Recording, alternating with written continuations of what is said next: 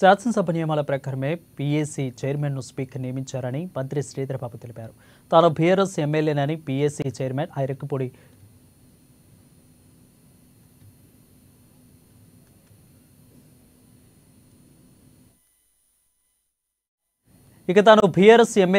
PAC chairman Arikapudi Gandhi చెప్పారని శ్రీధరబాబు అన్నారు. ఇక బీఆర్ఎస్ నేతలతో పీఏసీ చైర్మన్కు అభిప్రాయ భేదాలుంటే తమకేం సంబంధమని, ప్రభుత్వాన్ని నడపాలని ప్రజలు తమకు తీర్పు ఇచ్చారని గుర్తు చేశారు. రాజ్యాంగ స్ఫూర్తి గురించి మాట్లాడే నైతిక హక్కు బీఆర్ఎస్కు లేదని, ఎప్పటికైనా వ్యవస్థలను గౌరవించాలని శ్రీధరబాబు హితో పలికారు.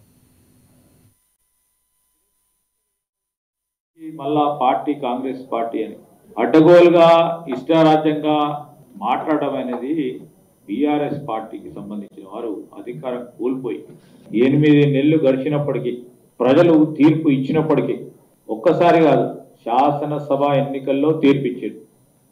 ప్రభుత్వం మాకు ఈ ప్రభుత్వం కావాలని ఆలోచన చేసి మెజారిటీ స్థానాలు కాంగ్రెస్ పార్టీకి ఇచ్చి ఈరోజు ప్రభుత్వాన్ని మీరు నడపడాలని వారు ప్రజలు తీర్పిచ్చారు.